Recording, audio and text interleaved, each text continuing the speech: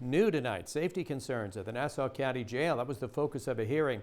It follows the death of an inmate last month that we told you about and the appointment of a controversial corrections commissioner. News 12's Kevin Vesey live in Mineola with the latest on that hearing. Kevin. Yeah, and Doug, according to the Blakeman administration, that new corrections commissioner was recently appointed to cut down on unnecessary overtime costs. Now, a spokesperson for the county says those cuts will not affect safety at the jail, though some lawmakers are skeptical.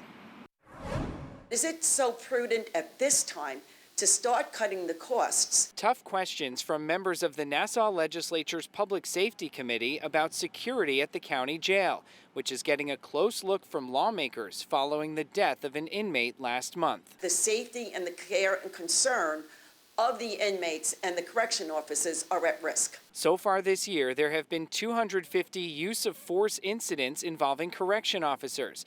There were 191 in all of 2018. Our incidents of violence are way up. Correction Officers Union President Brian Sullivan blames the increase on multiple factors, including bail reform, a new law that prevents solitary confinement, short staffing, and poor management. He says the county made a mistake appointing Michael Spizzato as Corrections Commissioner in September. Spizzato had previously served as county sheriff, but was fired in 2018 following a string of inmate deaths. To say that he was brought back in here to help cure the ails of this department is a slap in the face. In a statement, a county spokesperson wrote, Commissioner Spizzato has saved taxpayers millions of dollars by cutting unnecessary overtime that does not impact the safety and security of the facility. But some question if cutting overtime should be the priority. Do you see any type of inherent conflict of someone who is supposed to be in charge of taking care of the staff and running the facility correctly with also being charged with the idea of being in charge of controlling overtime? No, I don't. There's no problem with that at all, actually. It's good management.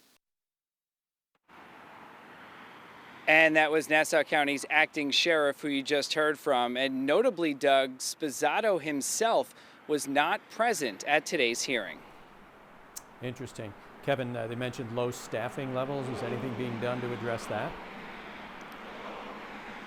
So they're short about 100 correction officers right now, and the desire to bring more correction officers on board really was one thing that just about everyone at this meeting could agree on. It's not clear exactly how they'll do that right now, though there is talk about possibly raising their base salary.